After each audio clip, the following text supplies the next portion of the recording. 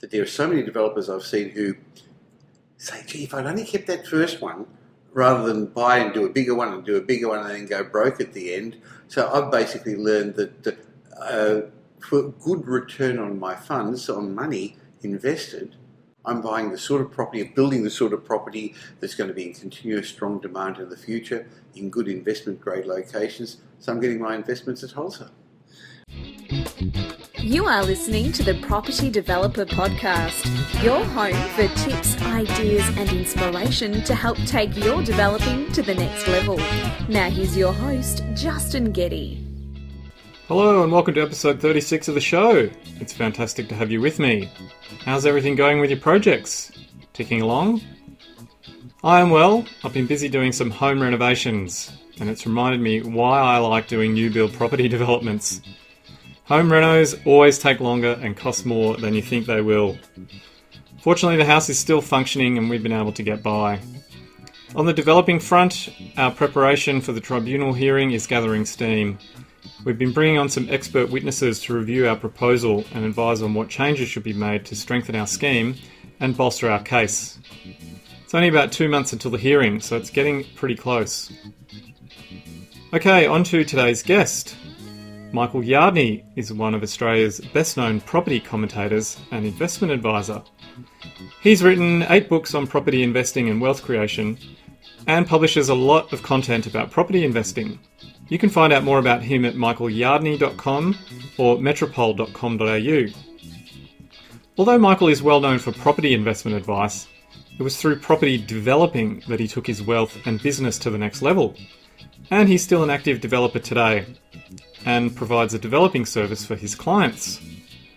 In this discussion, we talk about how Michael got into developing, what has changed in property over the decades, and what he has learnt along the way. I'm sure you will enjoy this discussion with Michael, and I started off by asking him what food he would eat until he was sick. Oh, that's really easy. Ice cream. If I had to be set aside on a desert island and only have one food for the next month, it'll be ice cream. You're actually the first person to say ice cream, and now that I think about it, I'm surprised that it hasn't come up before. I didn't have to think about it. It just came out like that. What, a particular flavour? I'm actually not fussy about it, but I actually like Magnums. But I'm not sure you're allowed to take lots of the caramel Magnums with the chocolate on the outside. I'm pretty sure they don't allow that on that show Survivor when you get stuck on a desert island. Now, Michael, we're here today to talk about property developing. You're quite a well-known commentator in Australia and particularly in Melbourne. I guess more known for investment properties, but you've also done a lot of property developing. So we're here today to explore a bit more about that. So could you give us some background on you in general in property, but more specifically your developing activities? Sure. Well, I bought my first investment property in the 1970s. I paid $18,000 and got $12 a week rent. I actually went halves with my parents. We took a 30-year mortgage. Had no idea how I was going to pay it off. But it was the time of Gough Whitlam coming into power, and inflation was high and the property values went up, and I bought another one. I made all the mistakes. The worst thing a beginner can do is get it right first time. You think you're smarter than you are. But the second property I bought in Bond Street, Caulfield, I knew I had to do a renovation. It had renovation development. So I started with renovations, which is in fact where I've seen a lot of big developers start. I remember painting it. No one told me I had to open the windows to let fresh air come through, to ventilate it, so I actually made myself quite sick. I tried to do things myself. I got involved in development in the 1980s, and it was more buying and selling because I thought I needed cash flow. And in my 30s then, I was very brave. I did some amazing developments, a couple of industrial subdivisions, warehouse developments, office building. I had some good business partners and some mentors who taught me what to do. That all came to a bit of a screeching halt in the early 90s in the recession we had to have. Fortunately, I survived that, but some people didn't that I knew well. I got involved in development project management, helping other people with their developments in the late 1990s, and in 2000 set up a company called Metropole Projects. Over the years we've probably done over 1,000 development projects for clients. Currently, we've got 56 medium density development projects on the go. And personally, I'm still currently involved in 4 medium density developments that I'm keeping in the long term for myself.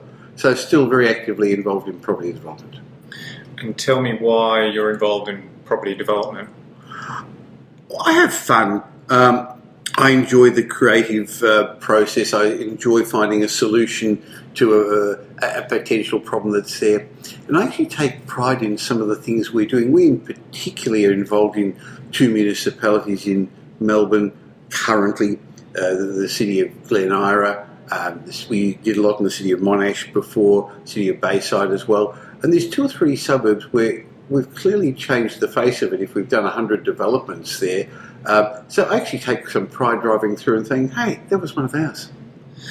And given that you've got this broad overview of different types of property investment, is there something particularly special about property development that draws you to it? I think it's the fact that it's the highest and best use of your money if you do it right and do it for the right reason.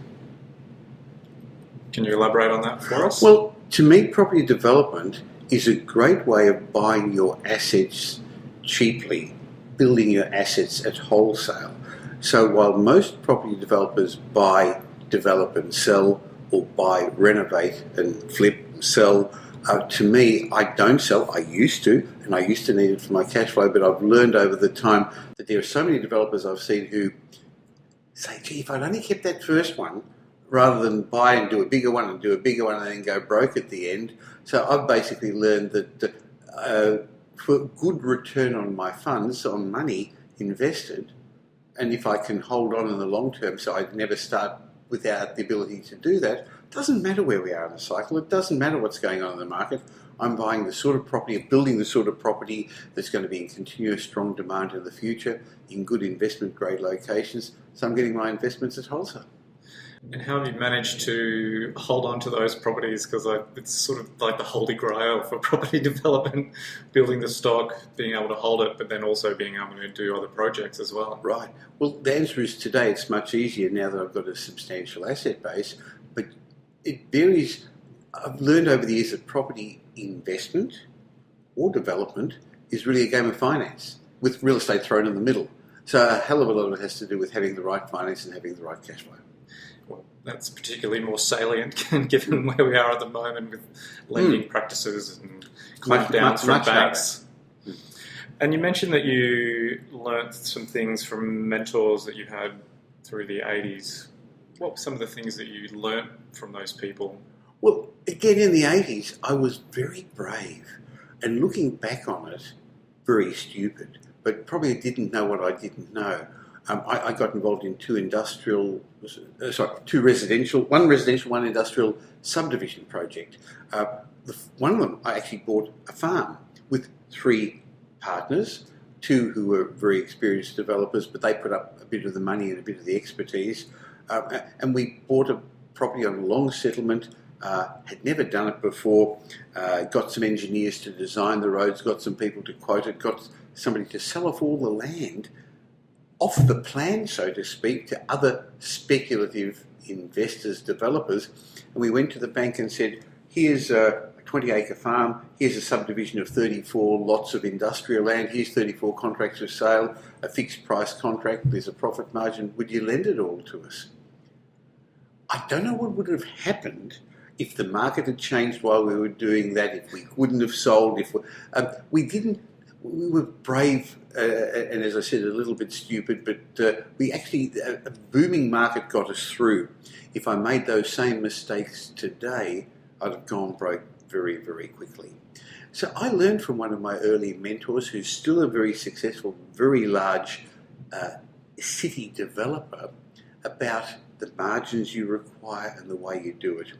I also learned from him a bit about the cycles, but I learned about it, unfortunately for him, the hard way.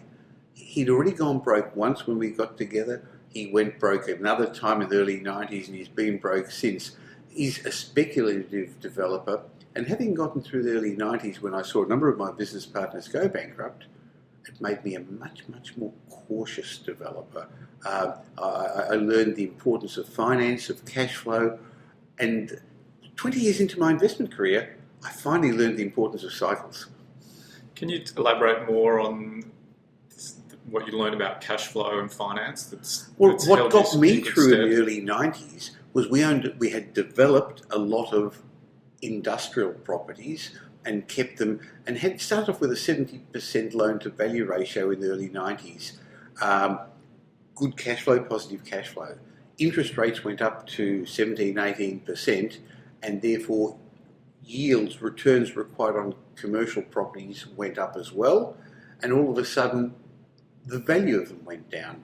The end result was that my 30% equity became zero equity, 100% loan to value ratio, and the bank said sell. They didn't foreclose on me like they did on others because I was keeping up the mortgage payments. And so the bank said sell, and I said who to? No one was buying properties then. They were well leased. But it showed me that you've got to have money aside for a rainy day buffer, and how quickly the world of finance and markets could turn. Fortunately, we worked our way through this, and the cash flow got me through, but I've become much more cautious. Could have happened earlier, but we were driven by an early cycle in the early 80s. The late 80s was an amazing boom where you could almost do nothing wrong. I should have just held onto the land and not done development, and the value of the land went up enough to have made the profit. Didn't have to do anything in the meantime. I'm smiling along because we've had periods like that in Melbourne in the last couple of years. I'm thinking of my own last project. If we just sat on it and sold the land, we probably would have made more than what we did just developing it up. But I wanted to be busy. It was exciting times. We were being pretty brave. And I guess there was the courage of being with a group of other people. One was an architect, one was a big city developer, one was a solicitor. So it was fun times. Got through. And are you still doing a mix of residential, commercial, industrial, or is it more I just own resi? a portfolio of a mixture of all of those, but my only developments I'm currently doing are residential for myself and our project management for clients, where we again only encourage them to keep, not to sell, is residential. It's the wrong stage of the cycle to do commercial because we're in a very low interest rate environment, and this too shall pass. And I learned that lesson 27 years, 30 years ago, where don't do things at the stage of the cycle that are cyclical like commercial is, when you can get caught with rising interest rates. And is there any particular product type that you tend to focus on with these projects? Well, yes, fortunately the latest census has actually confirmed I was right, but I wasn't that smart. Basically, we're doing townhouse developments, and basically what some people would call duplexes, two, one next to each other. So while I'm currently involved in 4 for myself, and some people would say, well, why don't you do one block of 8? It's easy to get finance for 2. The banks are happier for you to do 2. It's the preferred style of accommodation. And while I said the census confirmed I'm right, later census showed that the percentage of people living in townhouses has increased considerably over the last 5-year period. What it means is that more people still want to be attached to their land, but are happy to live in modern accommodation on compact blocks of land. But I still am very careful with the locations we're doing it in, for myself personally and clients. So location does probably 80% of the heavy lifting of the property market, and the right product, the right property in that location does about 20% of it. So 4-bedroom, 2-storey, single or double garage side by side in the more affluent suburbs, like in Melbourne, the city of Glen Eira, the city of Bayside. In particular, at the moment, as I said, we did a lot of city of Monash, Boroondara, Stonington in the past, but it's a bit hard with the council regulations there now. But the concept is where people can afford to and be prepared to pay to live there. So they're affordable not because they're cheap, they're affordable because the locals want to buy similar ones to what we're building to live in. I'm glad you raised that point about council regulations because we have a growing population across the city. This is in Melbourne, and Melbourne, I think, is experiencing growing pains, and it seems to be getting harder to build good, compact developments, whether that's a 3 or a 4 unit project on a 1,000 square metre block or whatever it is. Good product, but it seems to be getting harder and harder to be able to do that. What's your view on that? Well, there are municipalities where it's really easy to get a development approval. If it's really easy, it doesn't add a lot of value. So I'm not uncomfortable going to VCAT to fight or to push the limits a bit because if it's easy to get, as I said, if anyone can do it, like there are in some of the outer suburbs, doesn't add much value. And similarly in the outer suburbs, you don't have the elasticity of price. In the more affluent suburbs, you can add more value and some people will be prepared to pay for it. But if you're in the cheaper outer suburbs, you're capped by what the market would pay. Yeah, because I just think there's a real opportunity for some good high quality terrace style product that would fit in a lot of different areas across Melbourne, but it's very hard to get it in. 100% right, because the baby boomers don't really want to go to seat change or tree change. They actually very much would like to live in modern accommodation with smaller, without the backyards, in preference single story. But it doesn't matter if it's an apartment, a big apartment, single story, in a smaller sort of complex, so they can still go to the same doctor, the same hairdresser, the same dentist, in the same location where their grandkids are or whatever. But we're not building those because it's not currently either financially viable or the councils are just making it too hard. Yeah, well, that's how I see things, and it just seems odd that the state government is demanding garden spaces and council regulations and overlay are making it harder to get good mid-density stuff. Well, if you talk about Victoria, that's the only market I know well with developments. At the inner city or close to the city, they're encouraging it. The outer suburbs, they are. But in the middle ring suburbs, there really hasn't been the same proportion of development as in those inner and far outer suburbs, because it's the NIMBYs, not in my backyard, and so there is an undersupply of the right sort of product there, a huge potential demand for it, and that's where it's got to eventually happen. And where it's happening currently, as you know, is on the main roads or on the transport hubs or places. And I can understand from town planning reasons why they're recommending that. That's actually not where people want to live. No one wants to live on a busy intersection, do they, Michael? No. No matter how nice the apartment might be. No. Sure. All right, well, let's move on because we'll sit here all day talking about council regulations and planning issues. What other things do you continue to focus on now? You mentioned location, obviously, is important, and are there other things that you focus on in the developing process or when you're looking at sites? Well, I guess you start with a big picture. What's the end game? What are you trying to do? And for me personally, I'm in a very fortunate position that I'm now financially independent. But I'm still having fun doing developments. When we recommend it to clients, the commonest request we have here at Metropole and our offices in Melbourne, Sydney and Brisbane is I want to be a property developer because they know we do that. Having said that, it doesn't suit most people. They either don't have the money or they don't have the headspace for it. By that I mean they're beginners and they have unrealistic expectations because they read in the magazines, you can buy 7 properties in 7 minutes or 10 properties in 10 years or come to my weekend seminar and go home and you can give up your job and be a property developer. So what we teach them is to start small, buy an investment, do a renovation, learn about vacancies and problems and finance and challenges before you become a developer. But for those who've done that and have got the financial capacity, we love getting involved in development projects and helping them do that. But again, it's with the big picture of finding what we call investment grade properties. So suburbs that are going to outperform the averages because of the demographics.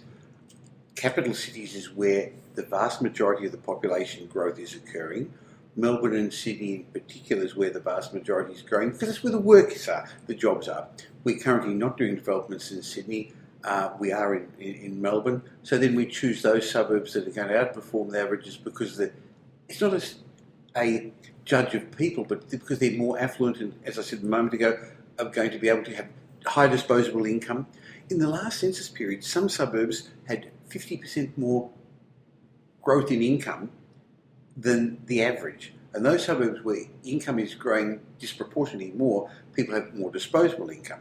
They can afford to buy cars, they can afford to buy big TVs, but also spend it on their houses. And that's areas where property values will outperform. Then we choose the right livable streets. So it's not just not the main roads like we said a moment ago, but also even digging deeper to understanding why one side of the street, talking about aspect, very important with development, also just a nice livable street, and then the right product that the locals are going to want. So we built an owner-occupier demand, even though we keep them personally and for clients as investments, because I want a valuer to come around and say, hey, if ever we were to have to take that over, the bank with my client, we would take it over, we could sell it straight away. So we build owner-occupier standard, even though it's for investment. I'm very curious on fleshing out the mindset of wannabe developers that you've talked to, and you said their mindset isn't right. What kind of things is it you think they're thinking about? Unrealistic expectations. I've saved $20,000. I'll actually buy something. The bank will lend me the rest, and I'll sell it, and I'll make money, and it'll give me money to do the next one. It's things that they're, I guess, reading between the lines in the magazines or podcasts, or the emails they get every day in the inbox encouraging them. Happens at this stage of the cycle where a whole lot of new gurus come out, pretend gurus. I mean, one of the big ones is in this field of development is the land option, where they're actually going to go off and I'll buy something in regional or rural Australia, and I'll take an option and we'll subdivide it, and one scheme after the other has fallen flat, and people have been in front of the courts and ASIC, yet it's still going on. People are lured by the get rich quick. Having said that, when I was young, so was I. I didn't have the emails in my inbox, but I got taken by a scam when I was young too. It happens to all of us. No. It happens to the greedy ones of us. Well, what scam did you fall for, Michael? I invested in a gold mine. Well, sounds good. How could that go wrong? Because the guy pinched... one of my good friends invested a sum of money in a gold mine, and this guy was going to reignite a gold mine in Wedderburn near Ballarat. And it was called Asian Pacific Mining Corporation. Very impressive. And I said to my mate, Brian, don't be stupid. Why would he need your money? But he'd actually gathered money from a number of people.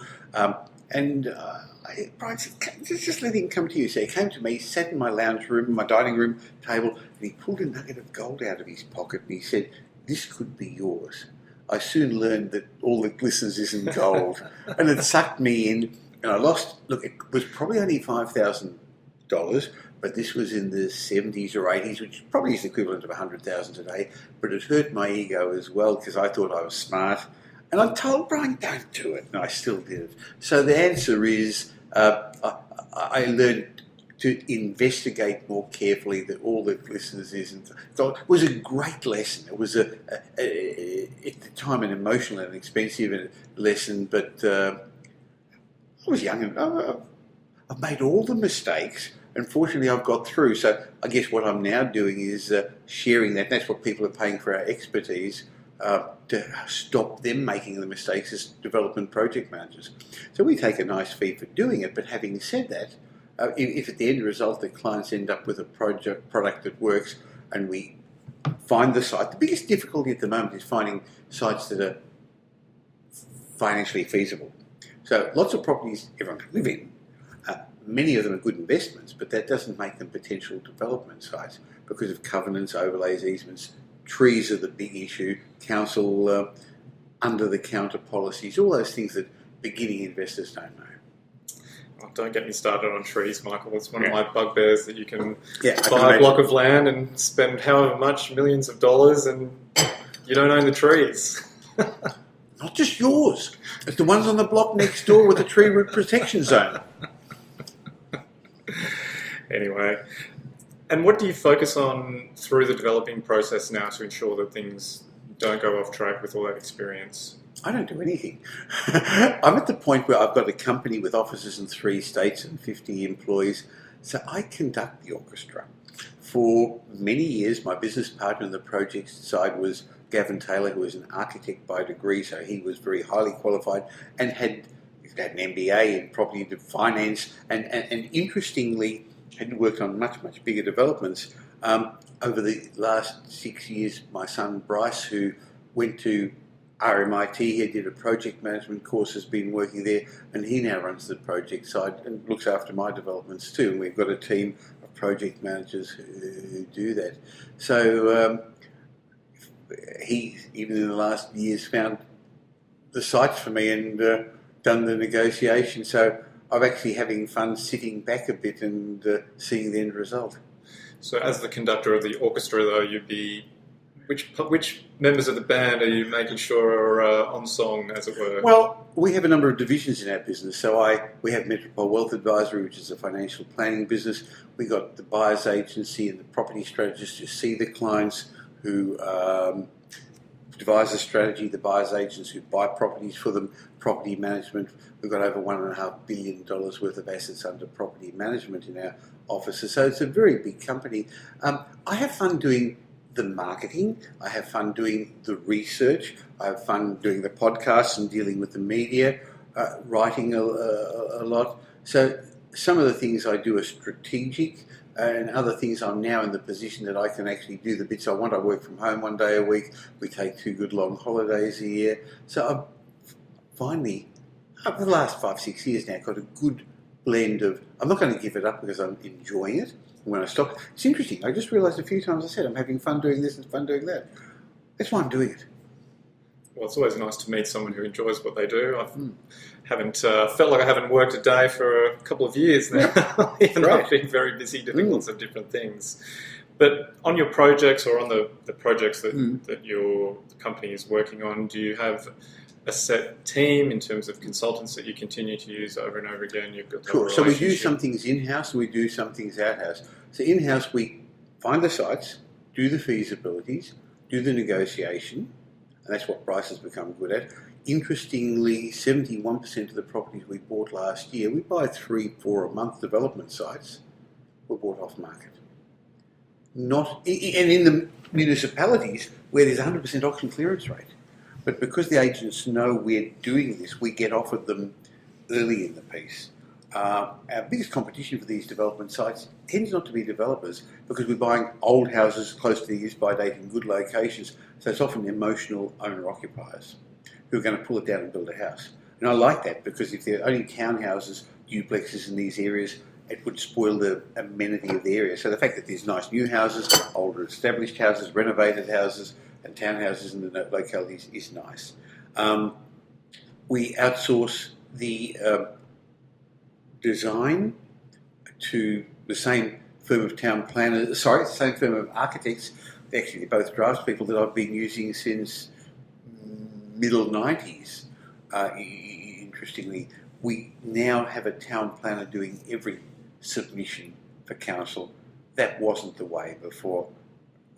I was able to, when I first started, just take them to council and waltz in, and they knew you, and it was much easier.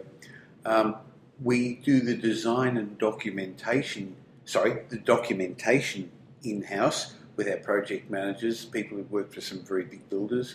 By the way, I've also got a construction company that does my own stuff, my own developments, and also does renovations, but we don't do construction for developments for clients, because if we're going to project manage them, in my mind it's a bit incestuous to project manage your own construction company. The project managers then source out the construction to a group of 3 builders that we use a lot, and they quote, they never know which job they're going to get and they're not going to get. So we have in-house team and outside team. And when you say you've got your own construction arm, tell me a bit more about that. Well, Greg, my business partner, that's a registered builder. He's Metropole Constructions. He's been my business partner for over 10 years in that. I did 70 renovations last year for clients. It's doing my own current development, townhouse developments. Greg's done a lot of townhouses for himself and clients in the past. So it's mainly involved in the renovations and maintenance for our property management division, and doing some townhouses for me and for close family members and associates. And you've been around for a while, so you've probably seen a few developers come and go. Is there anything common that you've seen in their failures or their downfalls or mistakes that they've made along the way? If you talk about experienced developers, the trouble is that they're doing it for cash flow. They're doing it to keep building. They're doing it to keep their teams busy. They're doing it to be active themselves.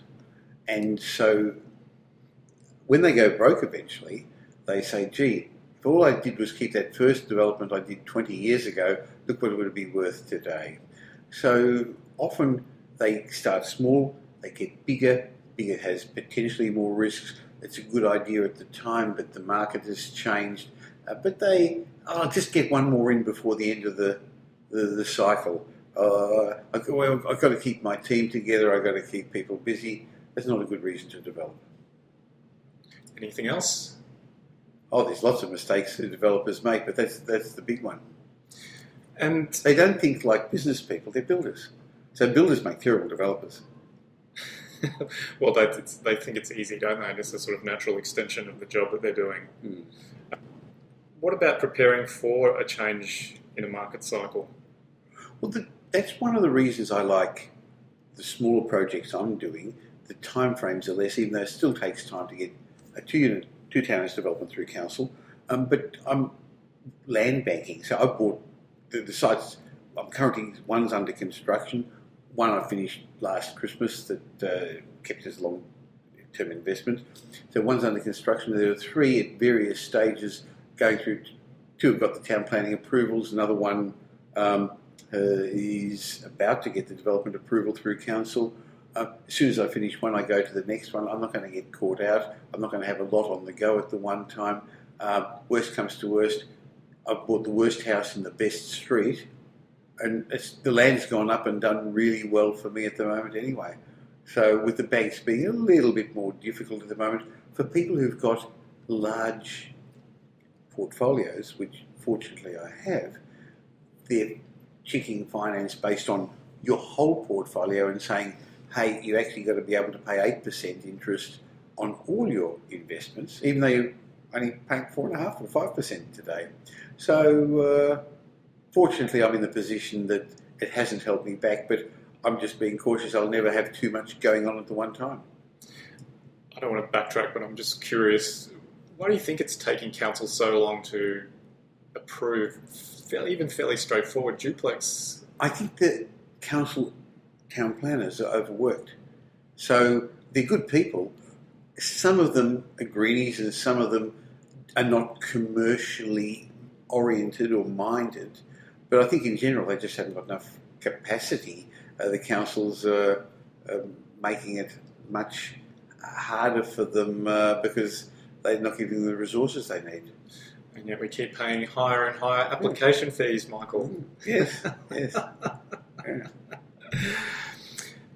I think you've already touched on how you go about determining the stock that you're going to build. Is that based on some research of the local buyers or the environment? By becoming experts in a number of municipalities, we know what works and doesn't work. Now, interestingly, 2 years ago we bought a development site for a client who's bought a number of other investments for us, and he didn't give it to us to project manage. He gave it to his family members who are in a very well-known large construction company in this area who specialises in duplexes on your own land. So you'd think they'd know what to do. Because we're good clients, he's a good client of ours, he gave it back to us for property management. And it was fascinating to see the difference in the quality of that builder's product and ours, and the fact that the space in the kitchen of a luxurious townhouse in Ormond, I should say, didn't have room for a double fridge. And every tenant who wanted to move in this expensive $1,200 a week rental property wanted a double fridge. They didn't have room in the laundry for a full-size dryer or washing machine.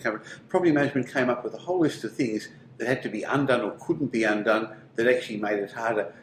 They didn't have living space upstairs, so while they had lots of nice accommodation downstairs, it actually was a spec home, not what the market wants.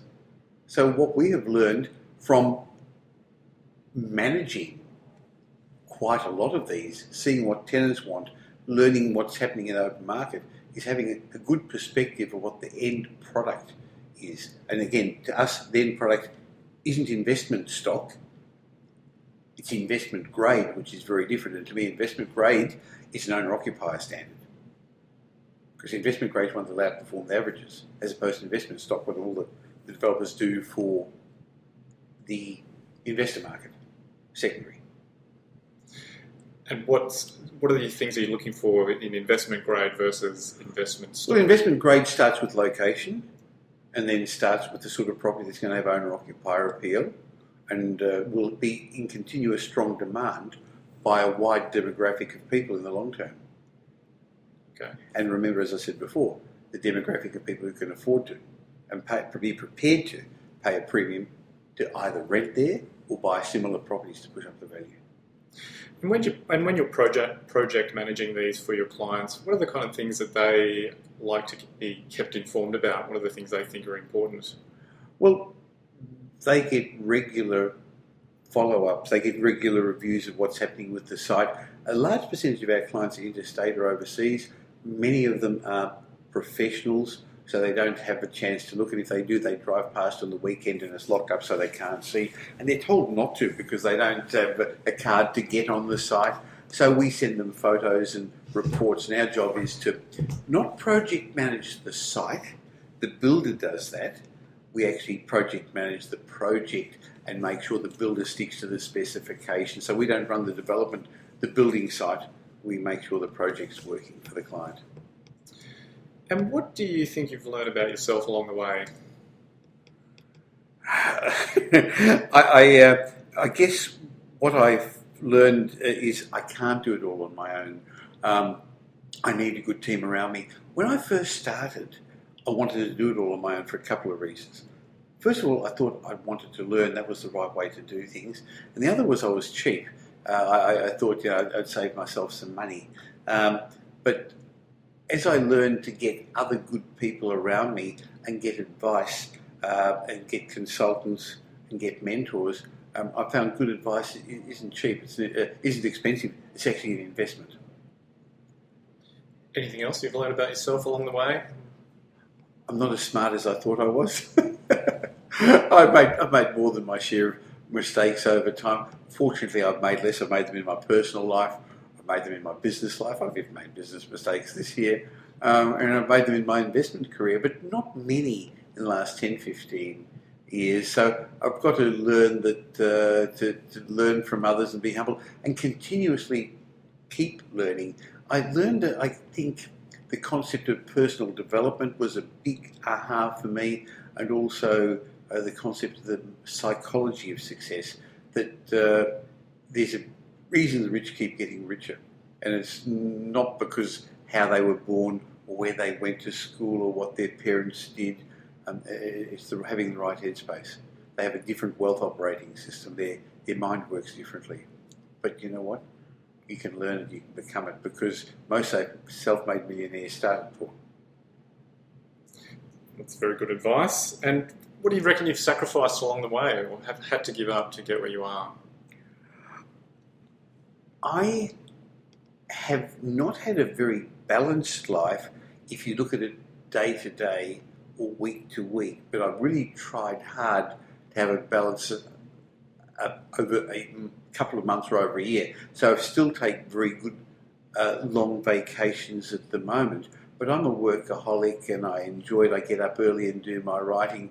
I'll at night time after watching TV with my wife spend a bit of time on the computer, but then we have long breaks together. We have our set times when I've always done it with my children.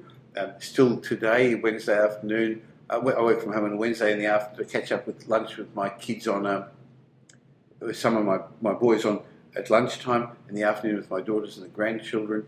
I've actually learned to make appointment times for those things that are important, because I think for the first half of my life I I was chasing money for all the wrong reasons. I came from a very poor background. I thought it would make me happy. It didn't. I had to find a good use for it, good purpose for it. I've got these visions of you sitting on the couch with your wife watching renovation shows. And No, with your little we don't watch the block. We don't watch the renovation shows. We don't watch reality. Currently, we're watching Suits. Before great TV drama. Before that, we watched the Blacklist. So no, I don't watch any of those shows. The only thing I watch on the block is the end won the auction just to see what's going on. All right. What do you think you'd do differently if you started all over again? I'd educate myself more. I was trying to do things myself, and I've learned to get other people around me, and particularly mentors, and pay for them. Learn from people who've already done that and achieved that. It's much easier today. When I first started out, there wasn't the internet, there weren't the books, there weren't emails, all the property books, and there weren't many from America. So I should have got advice from others who were doing it earlier. But again, it wasn't as easy. There wasn't Facebook, there wasn't LinkedIn. It was hard to get networks of people around you. It had a lot more to do with who your friends were, who your parents' friends were as you grew up, which school you went to. I went to a public school But why I got interested in real estate, we came from a poor background, was my friends' parents were wealthy. They had real estate. They owned businesses. They invested. Now, this is not developing, but I got interested in real estate when I was young because my friends' parents, who interestingly were my parents' friends, were wealthy. Well, we weren't. We didn't have a car. We didn't go on Christmas holidays. My parents scrimped and saved and had never budgeted. And I thought that the other people were rich because of real estate. The other group of people who impressed me were real estate agents. I remember when we bought our first house, they had a big car. Now, in those days, they were, I guess we used to call them Yank Tanks. They were the American big cars. And I thought the real estate agents were rich. So I thought, that's what I want to be. I didn't realise it was the people they were working for that were rich. So as a kid, they were my role models, and I wanted to do that. So while other people wanted to be astronauts or firemen, I wanted to be an estate agent. Guess where I ended up? Selling property? Well, I don't sell property because buyer's agents weren't around. But last year we bought $250 million worth of property for clients. We've got a huge property management division, so yes. That's a lot of contracts to sign, Michael. Yes, it is. All right. What would you say your top tip for developers out there who are looking to take their business to the next level? I've already mentioned the concept that I think developers should not be doing it to be busy, but should be doing it to build assets. Those who develop to add value, refinance and keep are much more likely to become wealthy. Okay. That's fairly simple. Yes, it is. I'll be sure to make a note of that one. But no, it's true. I mean, I just think about my own development that we've just done and the values of that from when we started selling them off the plan to what they would be worth today. Because whoever's going to buy those is going to reap the benefit. And the property doesn't care who owns it. And in 10 years' time, it'll be worth double. And those who own it aren't going to have to pay capital gains tax. So the way my developments work is at the end, they're more than cash flow neutral. They're a little bit cash flow positive because of the depreciation benefits and things like that. And the fact that the tenant pays the retail rent, not the wholesale rent. So a $1.5 million townhouse is costing me 1.2 or so or something like that. But the tenant doesn't know that. So they're building them at, they're paying the full rent. So I'm buying high growth, high yield properties. I get the best of both worlds. Everybody loves the best of both worlds, Michael. All right, let's switch gears a little bit. If you could sit down for dinner with any three people, alive or dead, who would they be and why? I guess the first one I'd like to sit down with would be Jim Rohn. Jim Rohn was one of my mentors, but I never met him. I still watch his videos on YouTube. I still read his quotes. He was one of the people. So mentors are people you meet, mentors are people you pay for, but also you can be mentored by people who you admire and aspire to be. And Jim Rohn taught me the concept of personal development. He taught me the concept that if you don't like things, you can change. You're not a tree. If you don't change, you're not going to get to the next level. And if perchance you do get a windfall and you haven't grown to that level, you're likely to lose it. And I sabotaged myself in the first half of my life, and I've seen people over and over again do it psychologically, emotionally, business-wise, relationship-wise, because they're sometimes scared of success, not just scared of failure. That's number one. Right. Dan Kennedy is somebody I learned a lot of marketing ideas from. The reason my Metropole business has grown so well is because we provide really good service and add a lot of value to clients. But I enjoy the marketing side, and so I've learned a lot of great ideas from him. He's still alive. He's a marketing guru who's a bit of an isolated person in America, but I still get his newsletters. I listen to his audios, and I think I could learn a lot from him. He's an entrepreneur who's got some quite radical ideas. And the third person I'd sit down and have dinner with would probably be Steve Jobs. He's a visionary. I like Apple products. I've been using Apple products for a long, long time. One of the early ones to use Macs when they weren't that fashionable. I like the fact that it didn't work out for him. He went off and tried things again. Didn't work too well when he left Apple, but they brought him back, and look what he did when he started it again. I think Steve would be at my dinner table for my three people. He's good. If I could throw a fourth one in, I probably wouldn't mind having dinner with Donald Trump. At the moment, he was a really good real estate entrepreneur. He's made some successes. He's had lots of failures. Things have bitten him in the backside when he's tried things that haven't worked. And I don't particularly like what he's doing currently. But he probably wouldn't bother having dinner with me.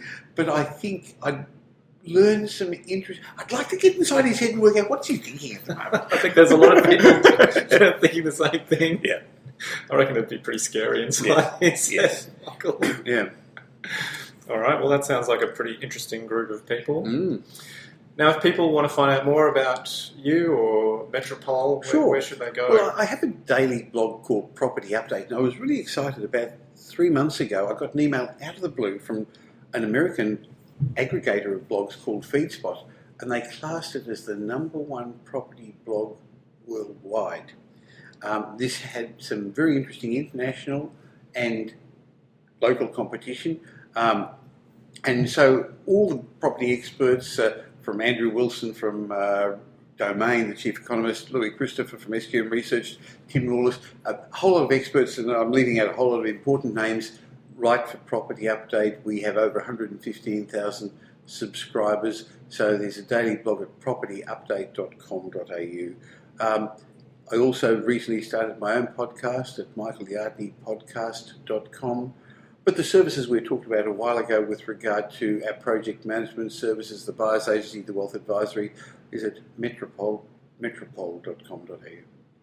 Very good. Well, Michael Yardney, it's been fantastic talking to you. I'm very grateful for you taking some time out to speak to me today. It's been a lot of fun. Thank you. Thanks for being on the Property Developer Podcast. Look forward to listening to it.